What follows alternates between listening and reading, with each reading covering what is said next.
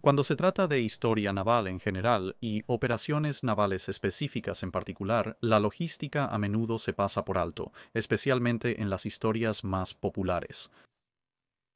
En cierto modo, esto es comprensible. Es muy emocionante leer sobre muchos destellos y estruendos y grandes explosiones, y quizás no sea tan emocionante leer sobre el 15º viaje de un petrolero rápido yendo y viniendo desde Pearl Harbor recogiendo combustible para asegurarse de que los barcos puedan mantenerse activos, especialmente cuando nada sale terriblemente mal. Pero al mismo tiempo, sin logística, esas grandes y emocionantes batallas rara vez ocurren, si es que alguna vez ocurren. Echemos un vistazo a la cadena de suministro logístico involucrada en mantener una marina flotando, luchando y alimentando a sus tripulantes. Los tipos de cosas que los trenes logísticos llevarán a una flota se pueden dividir en 4 categorías amplias. Alimentos, combustible, que técnicamente es lo mismo solo para la tripulación y para el barco respectivamente, municiones y otras armas y repuestos, lo primero de las principales preocupaciones de cualquier marina en estas categorías. Todas las diversas subcategorías en las que puedes dividir estas es de dónde vienen. ¿Cuál es la fuente de estos componentes? Y eso puede ser un problema significativamente más complejo de lo que podrías pensar.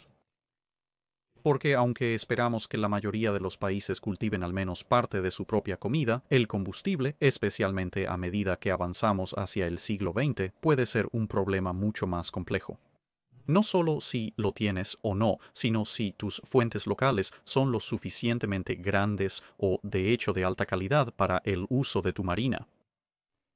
Generalmente, si eres una marina de tamaño mediano a grande, fabricarás tu propia munición. Pero si eres una marina más pequeña o quizás una marina pequeña que está creciendo a una marina de tamaño mediano y tiene ambiciones,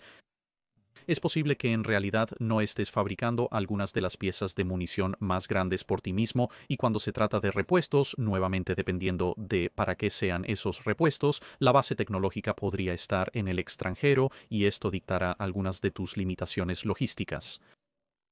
Ahora, ¿qué quiero decir con todo eso? Bueno, tomémoslo en orden inverso. Veamos los repuestos, por ejemplo. Durante la Revolución Industrial, la máquina de vapor y luego la máquina de vapor de doble expansión y luego la máquina de vapor de triple expansión fueron eventualmente suplantadas por la turbina y en algunas marinas más tarde por el motor diésel, al menos en el periodo que estamos observando. No vamos a mirar especialmente las turbinas de gas y cosas así porque realmente caen principalmente después de los años 50 y eso sin hablar de las plantas de energía nuclear que nuevamente son un tema completamente aparte en sí mismas y se requieren muchas otras piezas de repuesto para mantener operativo un buque de guerra.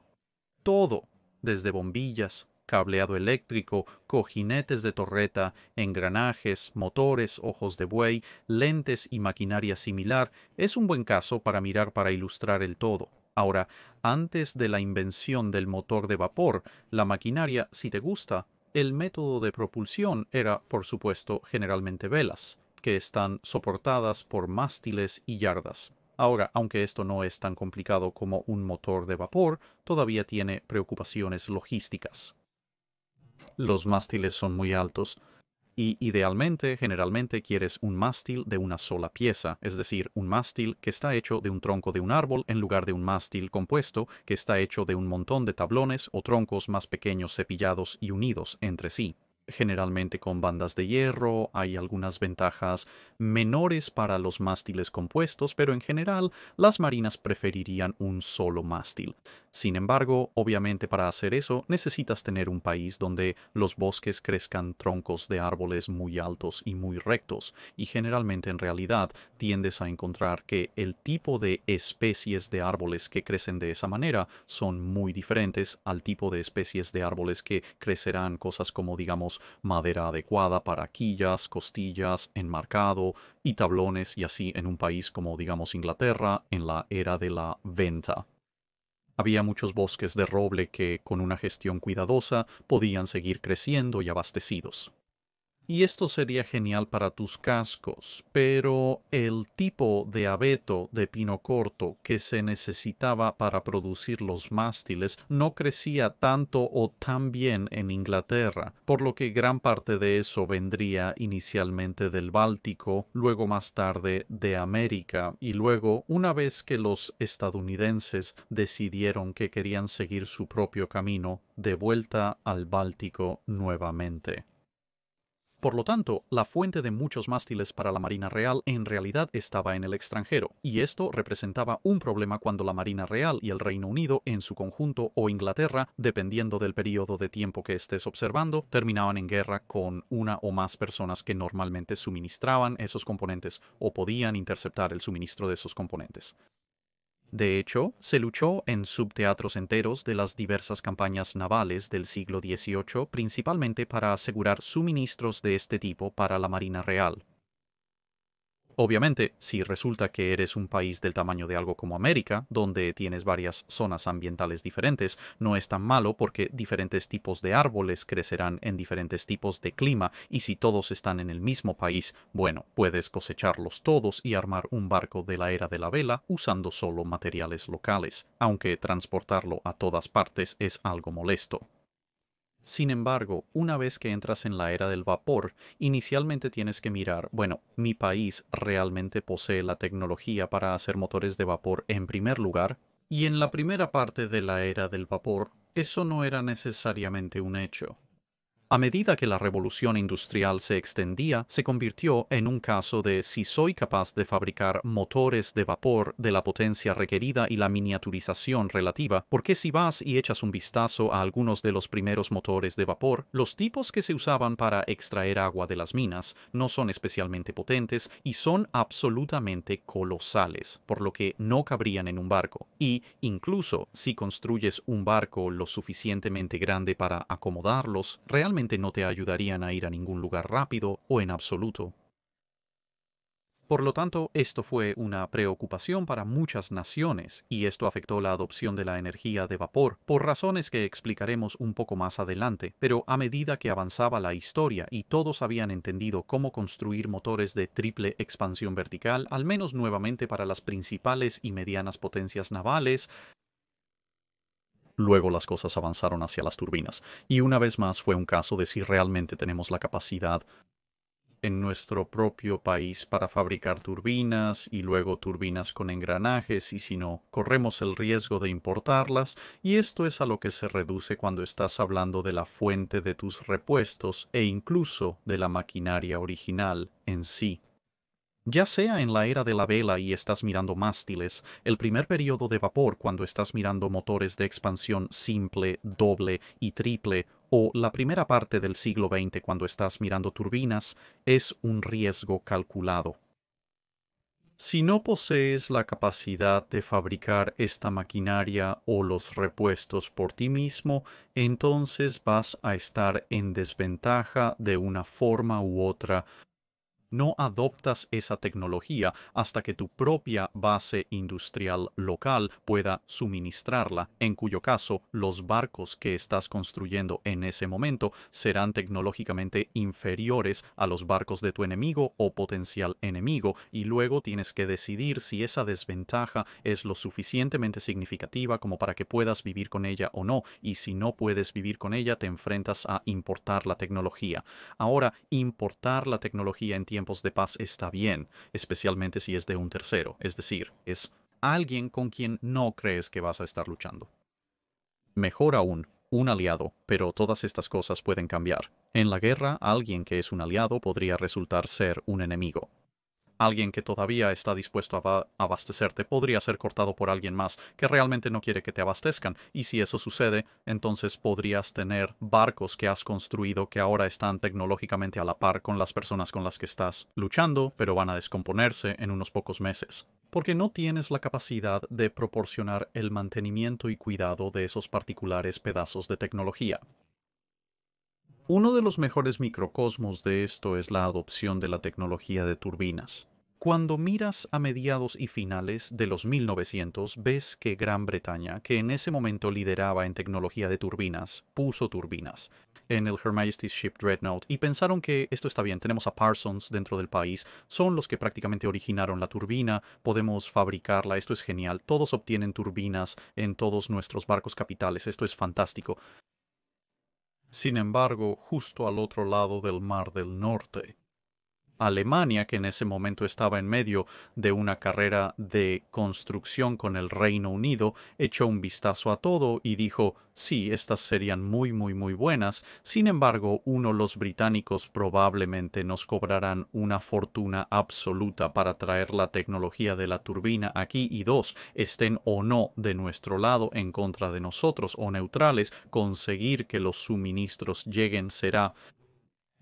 en tiempos de paz nos costará bastante porque Parsons definitivamente buscará obtener beneficios de ello, y B, en tiempos de guerra no tenemos idea de si podremos mantener esa línea de suministro, y como resultado obtuvimos cosas como los Nassau y los Helgelands. Ese extraño diseño hexagonal no era necesariamente su primera opción cuando se trataba de la disposición de armas grandes, ya que requerían tener 6 torretas y 12 cañones para un simple costado de 8 cañones, pero el enorme tamaño de los motores de triple expansión vertical, especialmente con una pista en la primera parte vertical, significaba que simplemente no había espacio en medio de los barcos para poner torretas en la línea central en cualquier lugar que no fuera los extremos delantero y trasero del barco, mientras que en el Her Majesty's Ship Dreadnought, debido a la naturaleza más compacta de los motores de turbina, era posible poner más cañones en la línea central y las torretas de ala estaban allí principalmente porque Fisher estaba obsesionado con el fuego de frente porque pensaba que estaría persiguiendo a todos.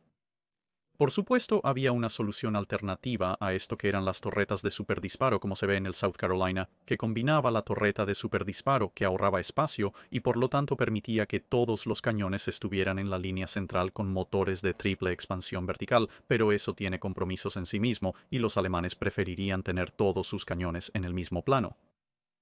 Cuando se trata de municiones, como dijimos, la mayoría de las veces estarías fabricando tu propia munición de todos los diversos problemas logísticos. Obtener tu munición es prácticamente lo más probable, al menos para una marina de tamaño medio o grande, para hacer algo que puedes hacer tú mismo porque usualmente estás usando tus propias armas. Sin embargo, no es necesariamente el caso para todas las marinas, porque las marinas más pequeñas, especialmente las que están ordenando barcos enteros con su armamento desde el extranjero, generalmente lo hacen porque no tienen la industria ellas mismas. Ahora, hasta cierto punto, puedes superar este problema acumulando municiones en tiempos de paz y simplemente esperando, confiando en el hecho de que si tienes, digamos, 10 cargas completas de municiones para cada uno de tus barcos, las posibilidades de que cualquier guerra en la que puedas involucrarte dure tanto que los barcos gasten toda esa munición y no puedas conseguir más.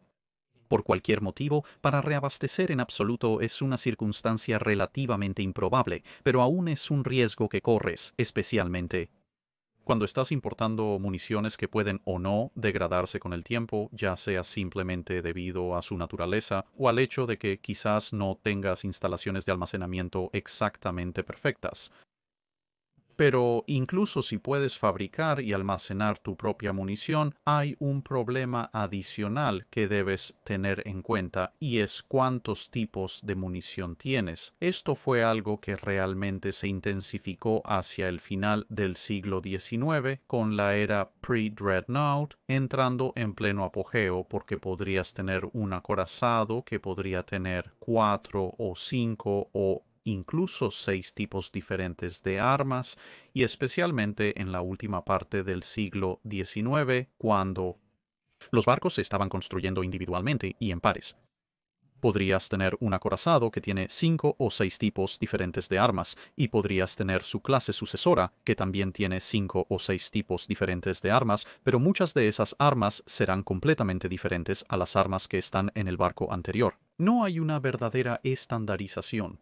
Cuando, por ejemplo, se estaba construyendo la clase Victoria, una de las principales quejas que llegaron de los almirantes de la flota mediterránea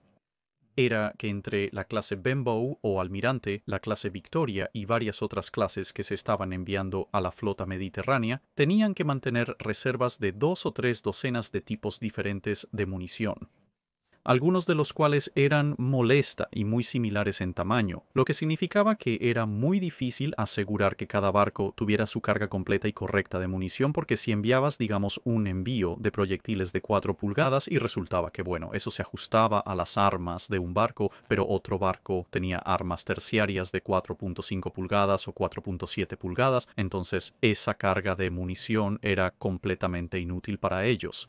Eso solo considera los barcos capitales, sin contar los cruceros blindados involucrados. Eso solo aplica para armas terciarias, no para la munición de armas secundarias. Y el almirante de la flota dijo, bueno, queremos algo de munición de armas secundarias aquí. Se refiere a munición de 6 pulgadas, se refiere a munición de 7.5 pulgadas, se refiere a munición de 9.2 pulgadas, y si esos molestos acorazados de segunda clase que compramos para detener la carrera armamentista chileno-argentina se están acumulando, eso significa que también tenemos que enviar munición de 10 pulgadas para sus armas principales, y incluso cuando estás mirando el armamento primario, la batería principal, que podrías pensar, bueno, seguramente hay alguna estandarización allí. Bueno, estás trayendo proyectiles de 12 pulgadas, estás trayendo proyectiles de 13.5 pulgadas, estás trayendo proyectiles de 16.25 pulgadas. Y si estás trayendo los proyectiles de 13.5 o 12 pulgadas, los estás trayendo para las armas de cañón más largo más nuevas, los estás trayendo para las armas de cañón más corto, estás trayendo disparos los cuales solo podrían ser disparados desde las armas más antiguas, estás trayendo los nuevos proyectiles perforantes de armadura que pueden ser disparados desde las armas más largas pero no las armas más cortas. Y así sucesivamente, y así sucesivamente. Así que solo porque puedes fabricar tu propia munición no necesariamente significa que tus problemas logísticos se resuelven con eso. La estandarización es muy importante. Y es por eso que más adelante en el siglo XX tendías a encontrar que una de las razones por las que las marinas a menudo resistían saltar al siguiente calibre grande de arma en los acorazados era porque no querían complicar su línea de suministro tanto.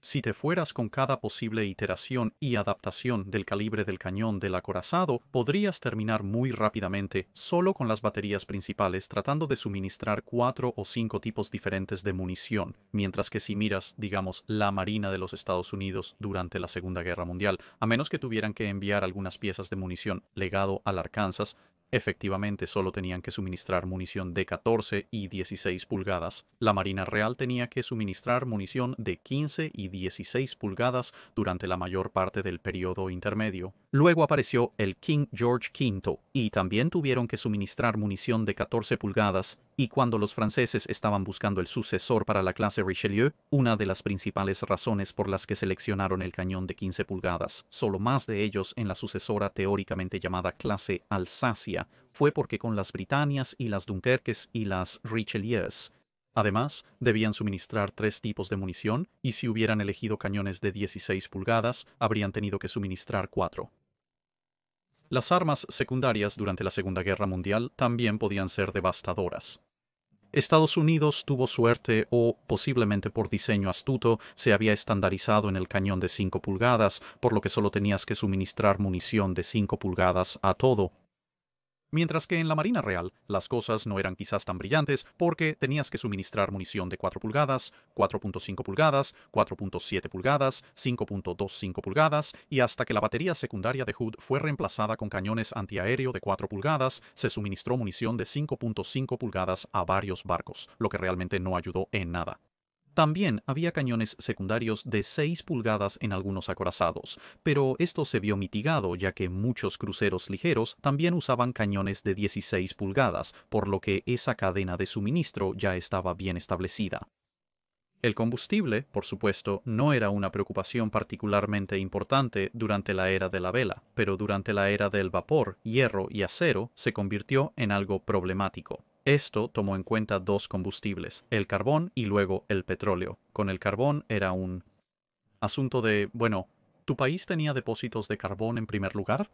Si es así, genial. Y para ser justos, la mayoría de los países al menos tenían algo. El segundo problema era la calidad. Esto se mostraría bastante considerablemente durante la Primera Guerra Mundial con la flota de alta mar. cuyo rendimiento teórico de los barcos al usar carbón antracita de muy buena calidad se vio algo socavado por el hecho de que el carbón bituminoso natural de Alemania no era ni de cerca tan calórico, es decir, tenía tanta energía por unidad y también tenía esta molesta tendencia a obstruir las rejillas muy rápidamente hasta el punto de que después de menos de 24 horas de vapor podrías tener destructores moviéndose a una velocidad máxima menor que la de un acorazado pre-Dreadnought, simplemente porque no suficientes de sus calderas estaban funcionando o necesitaban ser limpiadas. Pero al menos la flota de alta mar aún podía navegar. Una vez que entraste en la era de la quema de petróleo, resultó que a menos que fueras los Estados Unidos, petróleo y las naciones que tenían grandes marinas realmente no iban juntas. Tenías que encontrar tu petróleo de otro lugar. Había algunos campos en Europa, pero no estaban controlados por Francia o Alemania cuando se quedaban dentro de sus fronteras nacionales, pero con mucho, los mayores proveedores de petróleo para la primera parte del siglo XX fueron los Estados Unidos, el Medio Oriente y, en menor medida, las Indias Orientales holandesas. Ahora, aunque como la munición podrías acumular petróleo, y bueno, en las primeras áreas también podrías acumular carbón de alta calidad, era como la munición un recurso consumible, pero a diferencia de la munición, no tenías la opción de si usarlo o no cuando tu barco zarpa. Si tu barco salía al mar, estaría quemando combustible.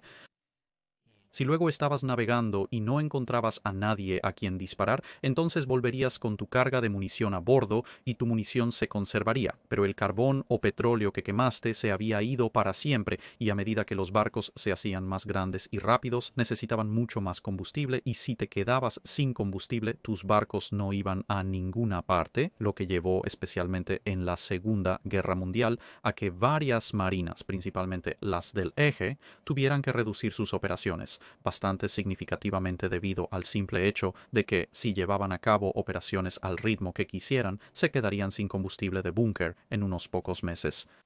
En ese punto, su flota estaba inmovilizada y se había convertido en poco más que unas bonitas pero vulnerables defensas costeras. Lo último a considerar es la comida, pero aunque esto pueda sonar simple, ya que todos cultivan comida, aún hay restricciones sobre esto cuando se trata de la fuente, lo creas o no. Obviamente, los alimentos sofisticados que podrían crecer en otros lugares estarían algo escasos en el menú en tiempos de guerra, pero eso es menos preocupante que si tienes o no suficiente comida en primer lugar.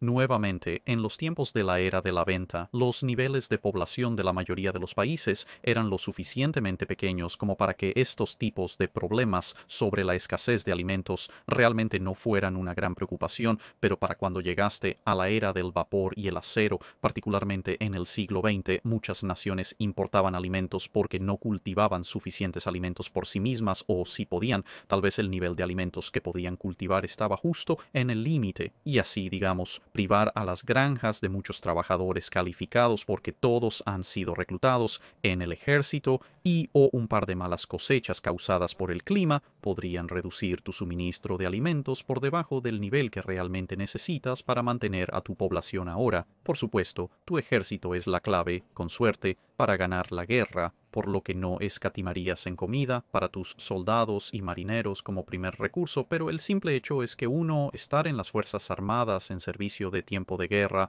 es una actividad de consumo de calorías muy alta, y dos, si comienzas a reducir la cantidad de raciones o de hecho hacerlas todas insípidas y aburridas, la moral de tus tropas podría bajar. Así que si tus tropas no tienen mucha energía y se les alimenta efectivamente con gachas insípidas todo el tiempo, podrían empezar a resentirse un poco contigo, lo cual nunca es bueno si eres un oficial y te gusta mantenerte vivo, o si eres el alto mando y quieres que las tropas realmente sigan tus órdenes cuando les dices que ataquen algo. Por supuesto, si no tienes opción en este asunto porque necesitas o quieres un ejército muy grande y no puedes necesariamente suministrarles a todos la cantidad correcta de alimentos de tu propio país, entonces tienes que importarlo incluso durante la guerra, y eso representa un desafío bastante grande vulnerabilidad que sin duda tus oponentes buscarán explotar. Más famosamente, por supuesto, Alemania buscó explotar este problema con el Reino Unido en ambas guerras mundiales, con las campañas de submarinos y la cantidad de esfuerzo que se puso en mantener los convoyes que traían alimentos y otros suministros, y realmente muestra el tipo de gasto adicional al que tienes que recurrir solo para mantener esto, lo que parece ser un problema de suministro muy básico de explotar en tu cara. Entonces, una vez que has establecido de dónde provienen tus alimentos, combustible, municiones y piezas de repuesto, y si puedes suministrarlos en suficientes cantidades, bueno, supongamos por un momento que has podido resolver todo eso. Ya sea que hayas usado reservas, ya sea que hayas desarrollado tu propia industria interna, etcétera, pero tienes las cosas que necesitas para abastecer a tu marina, esto es fantástico, excepto que la mayoría de ellas no suelen aparecer en astilleros, suelen aparecer en campos, en puertos comerciales, en industrias que no necesariamente están cerca de la costa. Así que ahora tienes que llevar todas estas cosas a tus astilleros navales. Este es el siguiente paso en logística, transportar todo por tierra, y para eso necesitas mucha infraestructura. Con la enorme cantidad de suministros de los que estás hablando, y en muchos casos el enorme peso de estos suministros, el transporte por carretera simplemente no va a ser suficiente. Vas a tener que construir una infraestructura costera significativa para transportar bienes a granel por mar,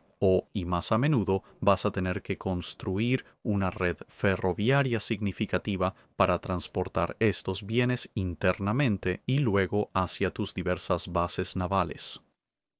Por supuesto, antes de la invención de los ferrocarriles, durante lo que es principalmente la era de la vela, no podías hacer eso y algunas cosas tendrían que ser transportadas por carretera, pero muchas cosas terminarían siendo transportadas por mar, lo que representa, obviamente, cuando hablas de guerra naval, un punto clave de vulnerabilidad que tus enemigos pueden atacar. Este es un aspecto relativamente subestimado de la guerra naval. Por ejemplo, mientras que el aspecto naval de la guerra de Crimea generalmente a menudo pasa relativamente desapercibido, hay un aspecto aún más nicho, especialmente en la región del Mar Negro y del conflicto, que fue que las fuerzas rusas fueron abastecidas bastante considerablemente por varias regiones de cultivo de alimentos en y alrededor del Mar Negro y el Mar de Azov.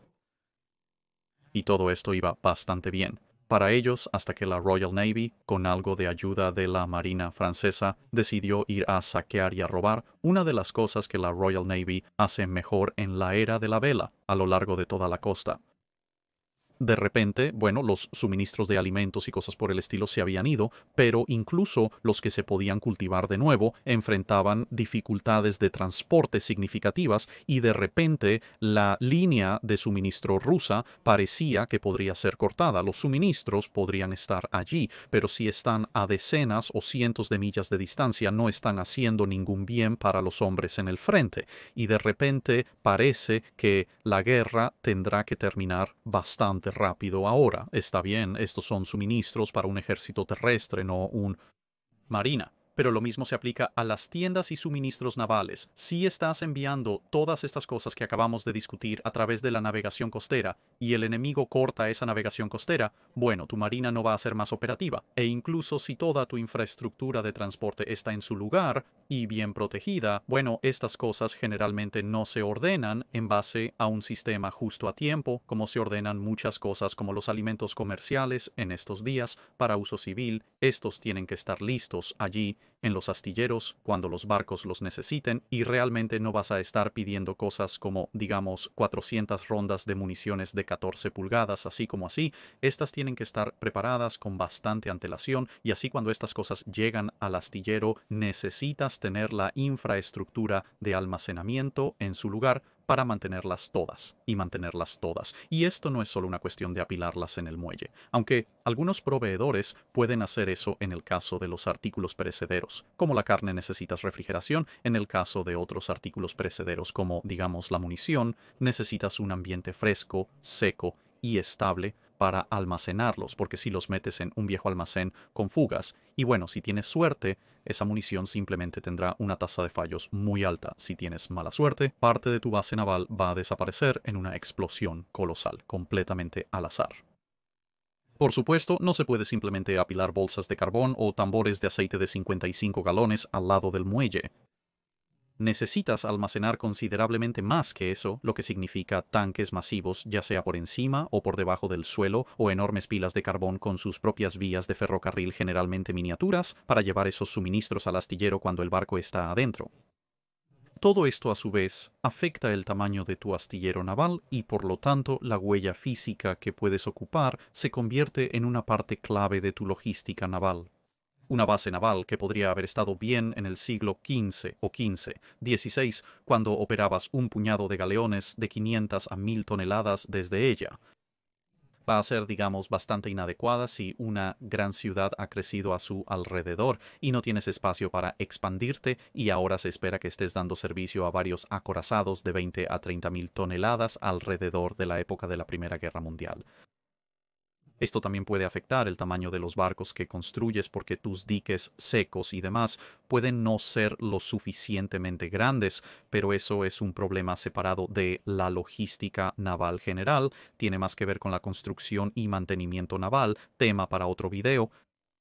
Entonces, suponiendo que tienes todos estos suministros y suponiendo que tienes la capacidad de transportarlos todos a tus bases navales, y suponiendo que tus bases navales son lo suficientemente grandes y contienen toda la infraestructura de almacenamiento apropiada para mantener estos suministros listos para usar, para que tus barcos puedan ser equipados con ellos según sea necesario, podrías pensar: oh, seguramente eso es todo. Oh, no, no, no, esto es solo donde las cosas comienzan a ponerse interesantes, porque verás, hay dos obstáculos más importantes a superar, uno de los cuales es: si eres una potencia naval importante,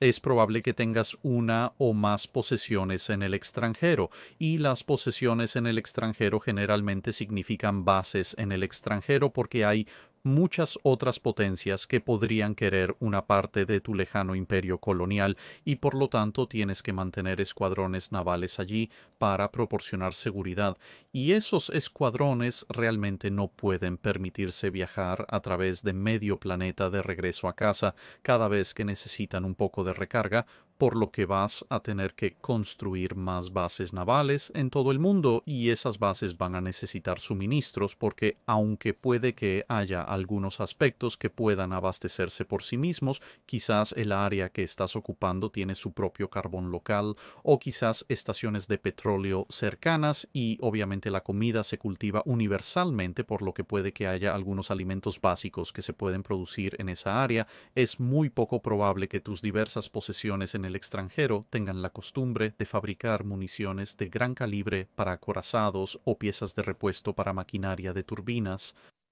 o tener la infraestructura necesaria para extraer y procesar grandes cantidades de carbón o petróleo. Y por lo tanto, necesitarás establecer líneas de suministro de infraestructura para llevar todas estas cosas desde el país de origen hasta esta nueva base en el extranjero. Y si eres un imperio particularmente grande como el francés o el británico, vas a necesitar muchas de estas bases en el extranjero. Esto puede facilitar tu vida como potencia naval en ciertos aspectos. Por ejemplo, si eres el Imperio Británico y por lo tanto tienes estas bases de reaprovisionamiento dispersas por todo el planeta, porque posees alrededor de un cuarto de él, entonces cuando se trata de, digamos, diseñar tus barcos, no tienes que diseñarlos para ser de ultra largo alcance con enormes búnkeres de combustible como, digamos, los americanos, porque tienen que cruzar las vastas extensiones del Pacífico sin apenas una estación de reabastecimiento a la vista, porque si tus barcos necesitan combustible pueden simplemente aparecer prácticamente en cualquier lugar y recibir un poco de recarga en sus búnkeres. Esto es genial, siempre y cuando puedas mantener todas esas bases abastecidas, lo que necesita mucho envío y estar intacto, porque por supuesto si tienes bases llenas de municiones, partes de maquinaria, combustible, etc., eso va a ser un objetivo muy tentador para el envío enemigo para volar o apoderarse después de todo, mientras que, digamos, las reservas de municiones de 15 pulgadas en Singapur podrían no necesariamente beneficiar a la marina japonesa, tanto ya que no tienen ninguna arma de calibre 42 de 15 pulgadas en su flota. Ese petróleo que suministraste a Singapur, bueno, eso arderá tan felizmente en las calderas de la marina japonesa como en las tuyas ahora. Por supuesto, convoyar todo esto a todas tus diversas bases en tiempo de guerra sería una operación increíblemente compleja, costosa y arriesgada, sin mencionar el hecho de que desviaría enormes cantidades de envío. Esa no es la actividad que quieres realizar a menos que sea absolutamente necesario. Y eso significa que cuando estás construyendo estas bases de suministro en el extranjero, tienes que asegurarte de que estén muy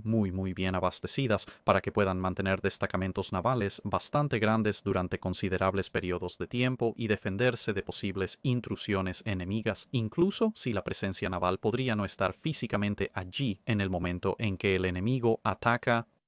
especialmente si han ido a luchar contra el enemigo en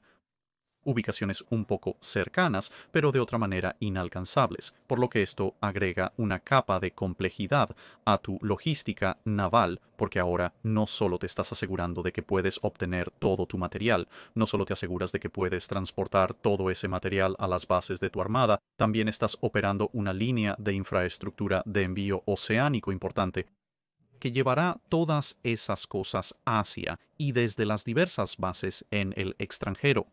Ahora bien, es posible que no estés haciendo esto enteramente con envíos controlados por la Marina o el gobierno. Podrías estar fletando un gran número de barcos comerciales para hacerlo, pero si vas a optar por la opción de envío comercial, eso requiere que haya suficiente envío comercial para hacer el trabajo y que ese envío comercial esté dispuesto a asumir el trabajo. Y si no están dispuestos, entonces podrías tener que obligarlos a asumir el trabajo. Y si vas a obligarlos a asumir el trabajo, más te vale que estén bajo tu bandera, porque si se ven obligados a hacer el trabajo y pertenecen a alguien más, entonces va a haber muchos problemas.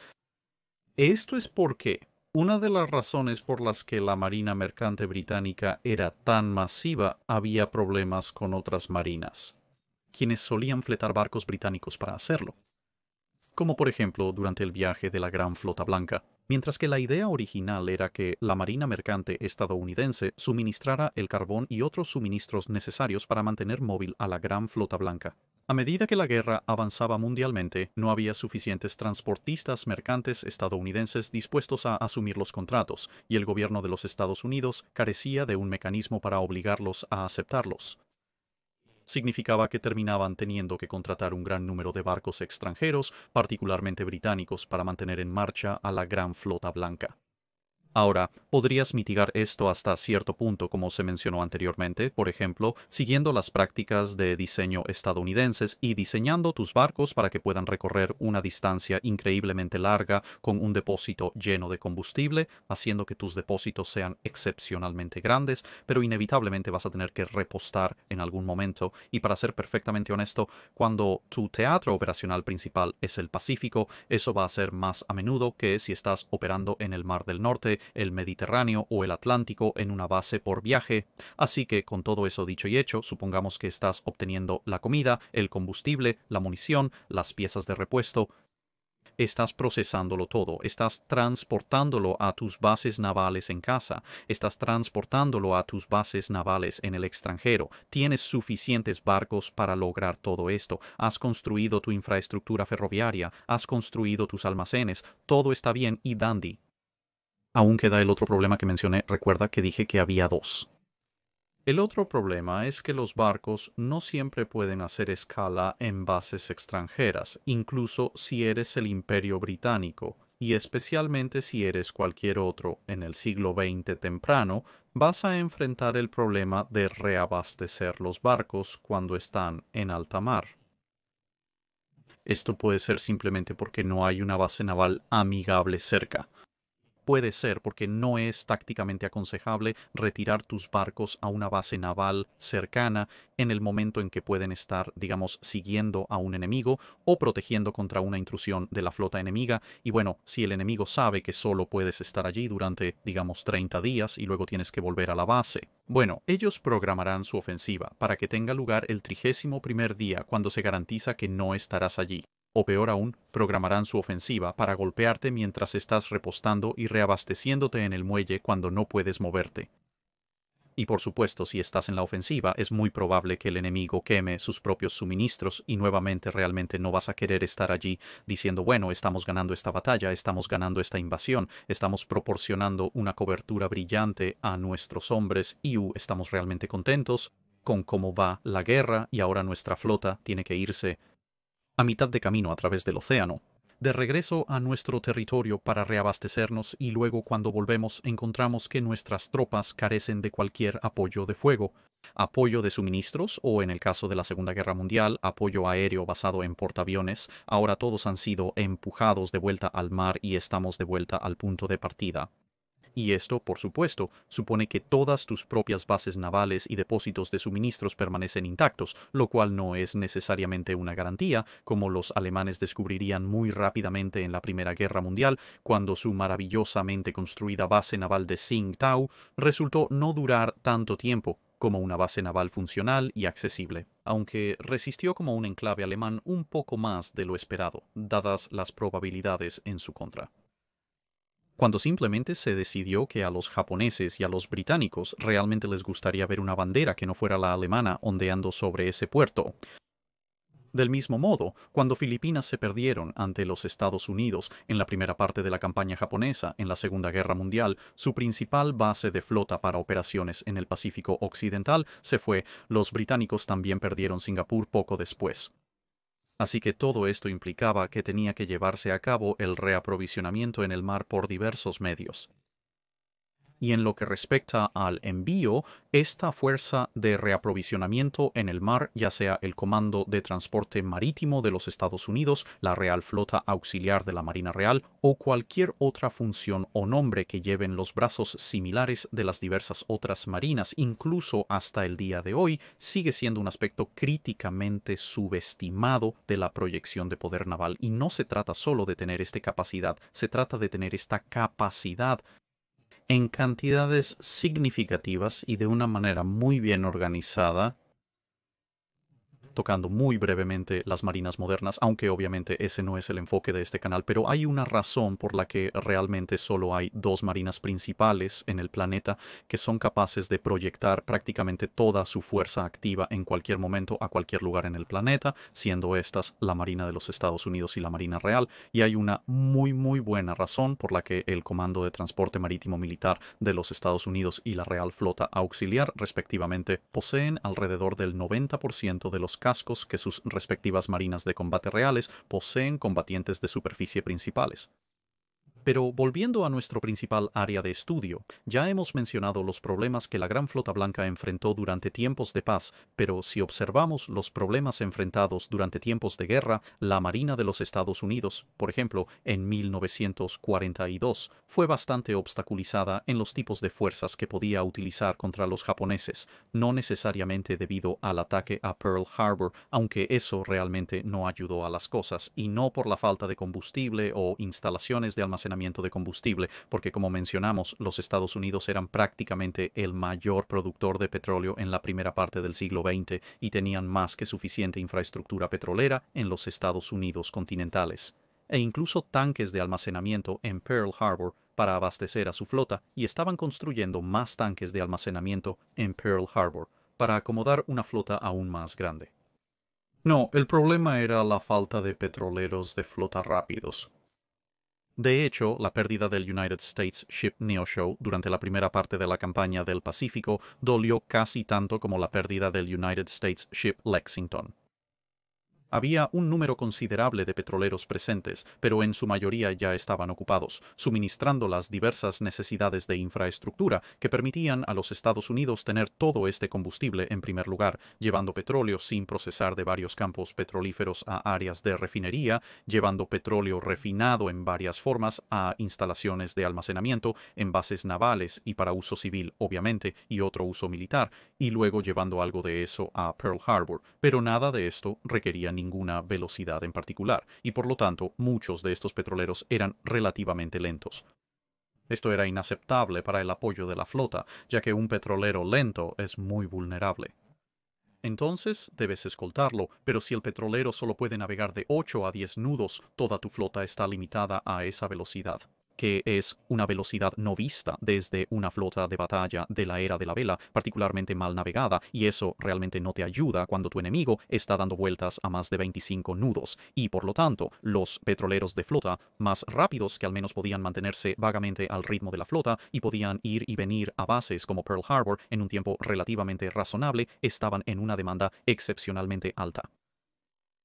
Y cuando no eran especialmente numerosos. Físicamente no podías abastecer a las fuerzas navales operativas avanzadas con, en este caso particular, combustible en cantidades parecidas a las necesarias para mantener todos los barcos que los Estados Unidos teóricamente tenían disponibles en papel, y el gran número de estos barcos que se necesitan realmente merece ser enfatizado. Porque mientras tienes el problema normal que tendrías con cualquier tipo de envío involucrado en operaciones de combate, en cualquier momento, cierta cantidad de esos barcos necesitarán reacondicionamiento o reparación. Otra cantidad va a estar yendo en esa dirección o alejándose de allí. Y eso te deja con una cantidad menor, generalmente entre un tercio hasta tal vez el 50% si tienes mucha suerte, que están realmente disponibles de tu flota teórica para usar en cualquier momento dado. Cada uno de esos barcos se dividirá aún más entre aquellos que se están reabasteciendo para llevar bienes o combustible o lo que sea a la flota. Aquellos que están en camino a la flota, aquellos que están abasteciendo a la flota y aquellos que están volviendo a reabastecerse después de haber entregado esos materiales a la flota. Y en ese ciclo eso representa un teatro de operaciones. Si vas a manejar dos teatros de operación, entonces necesitas dos conjuntos de barcos que están haciendo esa pequeña carrera de suministro. Y eso es solo para un tipo de suministro. En este caso, digamos, aceite de combustible. Pero tus barcos también, como dijimos, van a necesitar munición, van a necesitar comida y van a necesitar varios repuestos y reabastecimientos de artículos, ya sean hidroaviones, piezas de maquinaria, componentes eléctricos generales, herramientas o incluso nueva tripulación y otros consumibles como ropa o cartas. Y si eres la Marina de los Estados Unidos, obviamente no puedes olvidar los suministros de helado. Si eres la Marina Real, no olvides el ron y la cerveza. Y encima de todo eso, tienes que tener en cuenta el hecho de que mientras cualquier individuo, el buque de suministro puede ser capaz de abastecer a varios barcos. Por ejemplo, un petrolero de flota podría ser capaz de sostener una docena de destructores o dos o tres acorazados. Si tienes más de esa cantidad de destructores o cruceros o acorazados o portaaviones en tu flota, vas a necesitar más de un petrolero o barco de almacenamiento de alimentos o lo que sea, y cada barco adicional que necesitas para abastecer una flota en cualquier momento dado significa que tienes que multiplicar eso, como dijimos, por el número que están reabasteciendo y yendo y viniendo, y eso a su vez expande el tamaño general de tu flota de suministro logístico necesaria. Puedes mitigar este problema en cierta medida, ya que no deseas que estos vulnerables y numerosos barcos de suministro persigan a tu flota en medio de un teatro de combate activo si puedes evitarlo, aunque puede que no sea posible. En la Segunda Guerra Mundial, la Marina de los Estados Unidos tuvo gran éxito al establecer una base de operaciones avanzada en Ulithi cuando fue posible. Si eso se ha pronunciado cerca de lo correcto, y en lugares como este podrías acumular reservas de material, algo así como una base de operaciones navales avanzada, algo improvisada, pero en ese punto, si vas a acumular grandes reservas, aún necesitas este ciclo de suministro en marcha, y eso sin tener en cuenta las pérdidas en combate, porque por supuesto los barcos de suministro no son los buques más bien defendidos del mundo, pero digamos que por la razón que sea, no puedes ni siquiera hacer que tus barcos regresen a una base de reabastecimiento avanzado, y tienes que reabastecer tus barcos en el mar. Bueno, esta es otra complicación en tu cadena logística, porque resulta que reabastecer barcos en el mar es algo bastante difícil. Cuando intentas descargar carga en tierra, eso es una cosa. El barco y la tierra tienden a ser relativamente bastante estacionarios. En el mar, ni el barco de suministro ni el barco que se está abasteciendo van a estar estacionarios en términos de movimiento, usualmente. Tienden a estar, ya sabes, yendo a algún lugar. Pero dentro de eso, también tienden a estar rodando, lanzando y levantando y golpeando tus barcos juntos repetidamente. No es una receta para mantenerse a flote durante un periodo de tiempo particularmente largo. Pero si tus barcos están algo separados. Bueno, me encantaría ver a alguien lanzar un saco de papas más de un par de pies, y mientras estoy seguro de que muchos de ustedes probablemente estarán pensando, oh, está bien, probablemente pueda agarrar uno como un martillo olímpico y hacerlo girar alrededor de mí mismo, y luego lanzarlo a unas pocas docenas de pies. Sí, genial, tú puedes ser capaz de hacer eso una vez. Quizás dos veces, pero un barco necesita una terrible cantidad de papas. Y me encantaría verte hacer eso con el 30º saco de papas. En, digamos, 10 minutos más, quién exactamente tiene que estar en el deber de captura. Todo esto conduce a un escenario de reabastecimiento en el mar, donde tienes que tener equipos especializados y entrenamiento especial para tus barcos para que puedan reabastecer rápidamente y de manera segura tus buques de guerra. Existen formas de hacer esto que facilitan un poco las cosas. Por ejemplo, transferir carbón no es la cosa más fácil de hacer en ningún momento, y una técnica que se desarrolló bien en la Primera Guerra Mundial especialmente, pero hasta cierto punto antes de eso, era para que los carboneros y los barcos a los que estaban abasteciendo se encontraran en un lugar relativamente apartado que estuviera resguardado, como por ejemplo un puerto o cerca de una pequeña isla donde los barcos podían realmente hacerse estacionarios, lo que entonces se volvía mucho más fácil y seguro para acercarse y por lo tanto era mucho más fácil reabastecerse. Pero esto puede que no siempre sea posible o incluso deseable, por lo que también se desarrolló el reabastecimiento móvil en el mar. El crisol para esto resultó ser en gran medida la Segunda Guerra Mundial y también en gran medida el Pacífico porque, bueno, en la Primera Guerra Mundial las marinas más pequeñas generalmente habían perdido sus bases en el extranjero muy rápidamente y tendían a no operar tanto en entornos extranjeros después del primer año o dos de la guerra, y las marinas más grandes tendían a usar sus bases de reabastecimiento porque, bueno, no había ninguna necesidad particularmente apremiante de hacer lo contrario en la Segunda Guerra Mundial. Sin embargo, como hemos cubierto, se perdieron bastantes de estas bases y la lucha estuvo mucho más cerca durante mucho más tiempo, y esto significó que el reabastecimiento en el mar realmente tuvo que desarrollarse en un arte fino, y en las vastas extensiones del Pacífico esto fue aún más el caso inicialmente. Muchos de los esfuerzos de reabastecimiento, especialmente en la Royal Navy, pero también en otras marinas antes de la guerra y algo en la primera parte de la guerra misma, se hicieron de proa a popa. En otras palabras, un barco seguiría al otro, generalmente el barco de suministros al barco de guerra. Esto tenía ciertas ventajas, pero también muchas desventajas cuando se trataba de la tasa de suministro que se podía dar. Así que, con el paso del tiempo, se elaboró el método de reabastecimiento en el mar lado a lado, y esto benefició bastante a la Marina de los Estados Unidos. La Marina japonesa también tenía un elemento muy subestimado de reabastecimiento en el mar, que fue una de las razones por las que pudieron llegar a Pearl Harbor para llevar a cabo los ataques del 7 de diciembre de 1941, en primer lugar, porque ciertamente no tenían suficiente combustible en sus tanques cuando salieron de Japón para el viaje de ida y vuelta, pero eso significó que más tarde en la guerra, la Marina Real, cuando apareció con la flota del Pacífico británica, tuvo que pasar por una curva de aprendizaje bastante empinada cuando se trataba de elementos de reabastecimiento en el mar,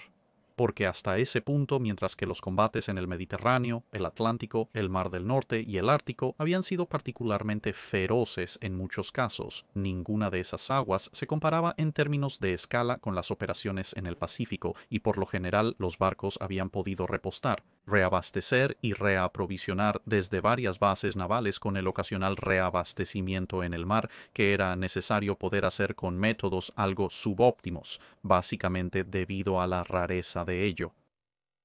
Y todo esto significa que no solo tienes que mantener tus barcos de combate y su habilidad y experiencia, sino que una vez que la guerra ha terminado o antes de que comience la guerra, también tienes que mantener las habilidades, la flota y el nivel de tecnología de una rama completamente diferente de elementos no combatientes, pero igualmente vitales de tu marina, porque este tipo de habilidades no se aprenden fácilmente, no se aprenden rápidamente, y si te deshaces de ellas tienden a desaparecer muy rápido,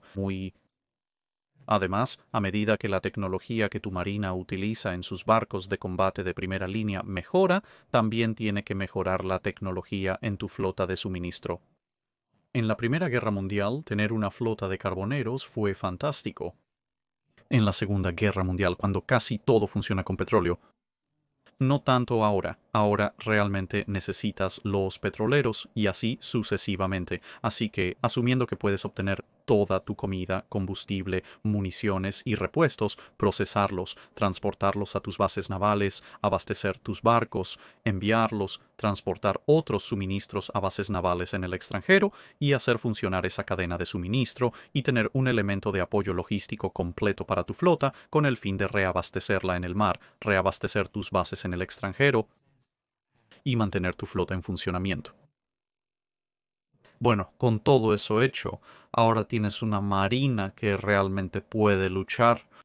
Así que ahora todo lo que tienes que hacer después de todo ese gasto de esfuerzo, tiempo y recursos es preocuparte por los disparos, las explosiones y el hundimiento, esperemos, del otro lado, y así sucesivamente. Así que mejor, espero que hagan que todo ese esfuerzo logístico valga la pena. Así que espero que eso te haya dado una poco más de comprensión en el amplio mundo de la logística naval. Obviamente, casi cualquiera de esos elementos podría tener su propio video de más de una hora, y de hecho, en algún momento del próximo año estaremos haciendo un video completo dedicado únicamente al reaprovisionamiento en el mar, porque es un tema fascinante y muy complicado, y mientras que algunos de ustedes podrían pensar, venga ya Drac, esto es casi una hora sobre logística, seguramente eso ha cubierto mucho, no lo creas. Digamos que he visto parte de la documentación que es necesaria para incluso un elemento de los esfuerzos de reaprovisionamiento de las flotas auxiliares reales, no todo, ni siquiera comida, combustible, municiones, etcétera. Esto es solo un aspecto de ello, y esa pila de documentación que es necesaria para mantener ese elemento de la Royal Fleet Auxiliary operativo, eso ni siquiera puede vencer a un hombre hasta la muerte con las instrucciones. Eso es poner a un hombre al lado de la pila de instrucciones, mover ligeramente el barco y probablemente lo matarás solo por tener esa pila caer sobre él. Así que basta decir que se puede decir mucho más sobre la logística, pero creo que eso es suficiente por ahora, y una vez más, muchas gracias por escuchar y espero verte de nuevo en otro video. Eso es todo por este video. Gracias por verlo. Si tienes un comentario o sugerencia para revisar un barco, déjanos saber en los comentarios abajo. No olvides comentar en la publicación fijada para preguntas de dique seco